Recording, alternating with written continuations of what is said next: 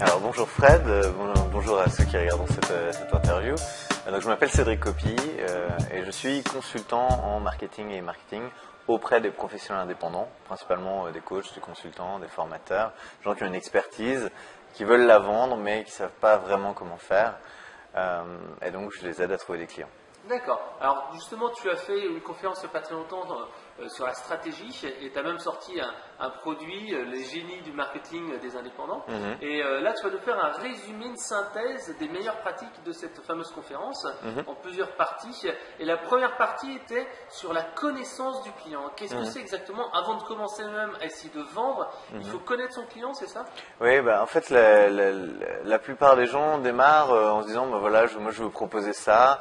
En pensant qu'ils savent ce dont les gens ont besoin, et en fait il y a un travail un petit peu de vraiment se poser les bonnes questions pour savoir ce qu'on apporte à qui, quelle est cette valeur qu'on va leur amener, et puis éventuellement faire un petit sondage, faire un peu une étude de marché, mais donc surtout un sondage auprès des premiers intéressés pour valider C'est vrai un que moi, besoin. à chaque fois, j'ai envoyé de temps en temps une question à un client. À mes clients, quel est votre problème majeur actuellement? En quoi avez-vous besoin d'aide? Et quand en fait on a cette question-là, qu'on envoie par email à ses clients, généralement on est assez surpris des résultats. Ils disent bah oui, mon problème actuel, le principal, c'est par exemple trouver des clients, mais encore c'est aussi faire ci, faire ça. Et comme ça, on a vraiment leur problématique et on peut leur proposer juste derrière la solution, quoi. Ouais. Donc, après, tu disais que c'était important de faire également la méthode des personas pour qualifier son client type, c'est ça? Ouais, de savoir en fait précisément quel est le problème numéro un dont le client type veut s'éloigner et quel est son désir, son aspiration principale et ce vers quoi il veut aller. Et donc à partir de ce moment-là, on connaît ces deux motivateurs principaux et on peut justement parler son langage. C'est vraiment ça. Parler avec ses mots à lui et pas utiliser des différences. Et lui parler de lui, parce que souvent on veut parler de soi. Enfin, J'ai un super produit, achetez-le. Voilà, et ça, et quand quelqu'un a envie de parler de lui et puis qu'on passe en face d'un client potentiel, mais qui a envie qu'on lui parle de lui et de parler de lui, la connexion se fait pas, parce que d'un côté on veut parler de soi et puis de l'autre on veut parler de soi. Donc voilà, il n'y a pas de. Il n'y a pas de point commun, il n'y a pas d'intérêt. Et si c'est pour se rencontrer, il faut qu'il y en ait un des deux qui dise, ok, parle-moi de toi, parlez-moi de vous. Et puis engager une conversation sur le mode qu'est-ce que je peux vous apporter, quel est votre besoin, quel est votre besoin, je vois pourquoi ça marche pas et voici la solution.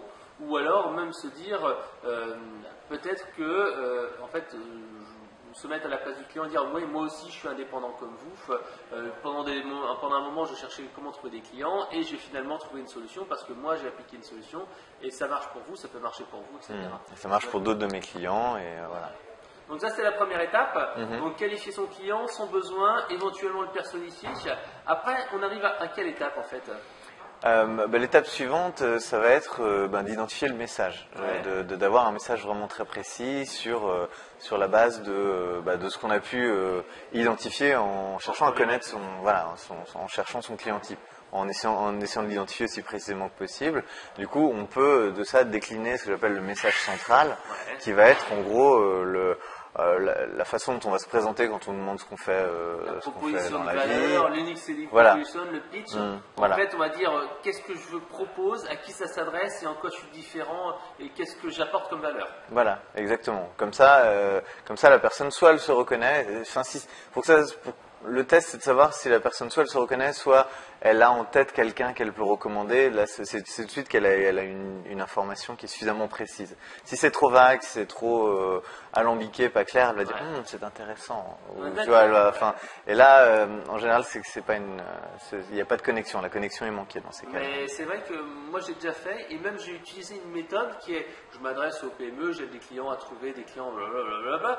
Et je dis d'ailleurs, je propose un diagnostic gratuit ou j'offre un e-book gratuit où j'explique comment faire ceci, cela, cela. Et à la fin, peut-être, mais si tu connais des entreprises qui sont dans tel secteur d'activité et tout ça, n'hésite pas à leur proposer parce que ce guide-là, il est gratuit et je peux les guider avec un audit ou un quiz ou un machin, blablabla. Donc comme tu l'as dit, ça te permet après, paf, de faire la connexion et de dire ouais, moi je connais quelqu'un, il pourrait être intéressé, etc. Donc ça c'est une très bonne idée. Alors, la troisième étape, Donc une fois qu'on a clarifié qui est son client, la proposition de valeur, on arrive à une troisième étape qui est... Mais qui va être d'identifier les stratégies qu'on a plaisir, des stratégies de communication pour faire entrer des nouvelles personnes dans ce que j'appelle le cycle d'acquisition de clientèle, qui commence par je sais pas que vous existez, la personne ne sait pas qu'il y a une solution qui existe, et l'idée c'est déjà de commencer par communiquer aussi largement que possible avec des moyens de communication qu'on a plaisir à utiliser, dans lesquels on brille, dans lesquels on va... Si je suis bon à l'écrit, voilà. je tiens peut-être un blog. Si je suis mauvais en orthographe, je vais peut-être éviter ou je vais peut-être faire du Twitter ou de la vidéo. Si je suis très bon en relationnel, je vais peut-être faire des soirées networking ou aujourd'hui au Web Connect. Ou si c'est un plaisir à faire des conférences et il y a des gens qui ont très peur de ça, il y en a qui adorent ça et de monter sur scène, d'organiser des conférences et de justement parler à ce client type, parler à ce client type là où il se trouve et pouvoir lui apporter de la valeur via une conférence gratuite qui répond à toujours en parlant son langage centré sur ce dont il veut s'éloigner et ce dont il veut se rapprocher, obtenir. Alors, si on rentre dans le concret pour toi, quels sont un petit peu ce que tu aimes bien faire et ce que tu n'aimes pas faire et quels sont les outils qui se matérialisent au travers de cela? Tu parlais tout à l'heure que ce que tu aimes beaucoup faire, c'est animer des webconférences par exemple. Donc ça, c'est un de tes outils préférés. Tu as également un blog. Oui, alors j'ai un blog qui s'appelle le blog comme coach. C'est vrai que j'aime bien rédiger des articles. J'ai moins le temps d'en publier, mais je le fais plutôt par période.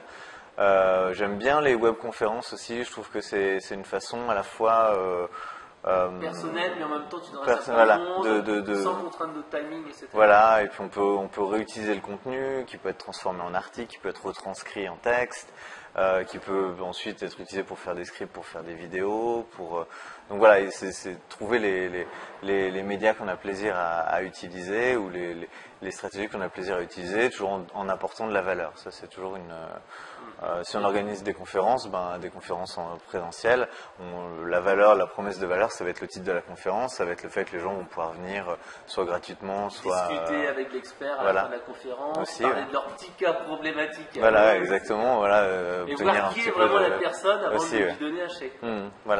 Alors tu me disais que par contre, parfois toi tu n'aimes pas trop perdre trop de temps avec les médias sociaux, tu dis moi, ok, j'automatise plutôt parce que le relationnel, chatter avec les gens pendant des heures, ça m'intéresse pas. Donc toi, tu m'as dit, ok, ça c'est mon point fort, mon point faible plutôt ça, donc j'essaie d'automatiser tout en utilisant quand même ce canal de vente.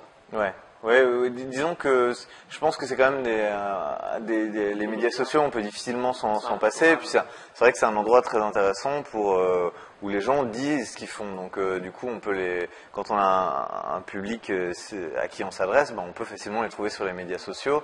Après, c'est vrai que moi, je pense que j'ai du mal à engager des conversations comme ça. Enfin, c'est pas naturel. Non, je préfère que les gens viennent, publier des articles de mon blog, depuis mon blog, qui sont redistribués sur les réseaux sociaux. Une fois que tu as montré un peu ta valeur et que les gens commencent à commenter ou demander des informations, là, tu commences à enchaîner, mais tu ne vas pas de brûle pour point comme ça, envoyer un commentaire ou un chat à quelqu'un. Non, ça peut arriver très ponctuellement, mais en général, quand je me prends à faire ça, au bout d'un moment, je me tape sur les doigts moi-même. Je vais pas y passer mon après-midi. Mais il y a des gens, et en même temps, il y a des gens qui sont très très bons. Moi, j'avais interviewé une coach sur mon blog qui se levait à 7 heures pour chatter pour discuter sur Twitter de 7 à 9 heures tous les matins. Et elle remplissait son cabinet de coaching comme ça. Ouais, donc, parce qu'il y a des gens qui sont sur les groupes de Viadeo, qui sont sur les questions-réponses de Viadeo, tout simplement uniquement à faire ça, ou qui mettent des relations, etc. Donc, c'est vrai que comme tu le dis, chacun son outil à tas de choses. Il n'y a pas de... Faut bien choisir ses plateformes de réseaux sociaux. Je pense que si on s'adresse aux personnes âgées, c'est pas sur Twitter qu'on va forcément les trouver. Twitter, c'est peut-être un peu plus les geeks, les techno fans, etc. Donc oui, ces gens-là, on va les trouver là. Faut quand même cibler un petit peu au départ. Facebook, on trouve tout le monde, je pense.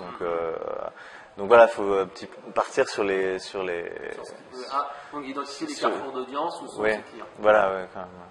Alors là, on était donc à l'étape les carrefours d'audience, utiliser les bons outils pour communiquer.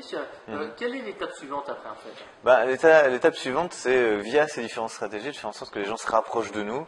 Établir du relationnel, voilà, de établir du la relationnel, confiance. même si c'est via, par exemple, une newsletter, via un autorépondeur, des webconférences ou éventuellement des événements hors ligne.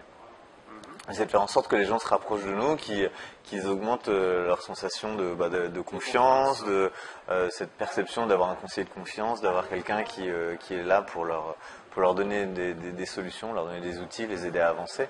Et que voilà, ça se fait dans le temps. Et puis, tant qu'on a leurs coordonnées et qu'ils ont envie de recevoir des informations, ils peuvent recevoir ces informations. Donc la relation, établir une relation continue et régulière avec ses clients, c'est important. Comme tu as dit, newsletter, autorépondeur. Et s'ils ne veulent pas commander maintenant, peut-être que le message suivant ou le message d'après sera le déclic qui te fera commander. Ouais, ils sont peut-être pas, ils pensent mais ils sont pas encore mûrs, ils sont pas encore prêts à passer à l'action. Et du coup, l'intérêt de ce keep in touch marketing, de garder le contact comme ça, c'est que soit les gens ils s'intéressent de plus en plus et au bout d'un moment ils se disent bon, je saute le pas, je deviens client, soit ils sortent de la boucle et voilà, ils se désinscrivent. Mais c'est vrai que moi je conseille vraiment à mes clients de ramener l'audience intéressée sur leur newsletter et de communiquer via ça. Alors l'étape d'après, c'est laquelle? L'étape d'après, pour finaliser la vente, il y a différentes façons. On peut, par exemple, proposer des rendez-vous directement, inviter, par exemple, faire sous forme un peu d'un jeu concours, de dire, voilà, je vous invite, je vais inviter les 10 premiers répondants à bénéficier d'une session, non, carrément d'une session pour générer en fait une espèce de rendez-vous, où on va pouvoir à la fois comprendre ce qu'ils veulent créer, dans leur cas précis, ce qui les empêche de le faire, les aider à avoir un peu un plan d'action, les aider aussi à prendre conscience de ce qui se passe s'ils continuent à rester derrière leur blocage, et ensuite pouvoir amener son expertise, en ressources pour les aider à aller de la situation à laquelle ils sont à leur objectif. Donc, voilà. Donc ça c'est l'étape finale de vente. Alors si on veut en savoir plus justement sur la vente consacrée aux freelances et aux indépendants, on va sur quel site internet? Alors le site sur lequel il faut se rendre pour ça, c'est www.cabinetcomcoach.com, donc cabinet CABINET et puis comme coach COMCOACH tout attaché. Vous tapez le blog comme coach sous Google ou mon nom Cédric Copy et vous allez le trouver. Et autrement, je crois que tu fais donc de la formation, tu vends aussi des produits de coaching. Qu'est-ce que tu as exactement au catalogue? Voilà, alors je rentre dans le catalogue. On va rentrer dans les principaux parce que. Les 2 ou 3 produits stars. Alors j'ai mon e-book, un livre qui s'appelle le générateur automatique de clientèle par le web, dans lequel je détaille en fait le modèle qu'on peut utiliser quand on est indépendant, quand on a une expertise, pour bénéficier de l'effet de levier que représente le web. Voilà, quand on veut toucher un maximum de gens, quand on a un message qu'on veut porter aussi loin que possible, via le merveilleux outil qu'est le web. Voilà, j'aide mes clients à trouver leur positionnement, les aider à vérifier qu'il y a effectivement une demande dans ce sur quoi ils veulent positionner leur expertise. Donc je les aide à trouver leur niche. Et à valider ça ou à savoir que il faut peut-être s'adapter ou partir sur autre chose. Voilà, j'ai aussi une formation qui s'appelle Développer sa clientèle par Internet, où là on rentre vraiment dans la mise en pratique de ce que j'explique dans le livre. Voilà, j'ai aussi une formation qui s'appelle 1, 2, 3 clients, dans lequel on est plus sur comment générer des rendez-vous, comment mener les rendez-vous pour finaliser la vente, et aussi apprendre à packager ses services. Parce que souvent les gens vendent du coaching ou ils vendent, mais en fait ce qu'il faut surtout vendre c'est un programme qui permet de voilà, juste des heures, mais dire le pack référencement ou pack starter pour faire ceci, le pack premium pour en plus faire cela, etc. Voilà, de packager les choses parce que un service c'est immatériel, les gens ne voient pas, mais il faut qu'ils puissent se dire je vais participer à ce programme, et voilà où j'en suis, et quand je vais sortir du programme, voilà le résultat que j'aurais pu. C'est un peu matérialiser son offre. Voilà. Ok, merci pour toutes ces informations et à bientôt. Merci Fred, à bientôt.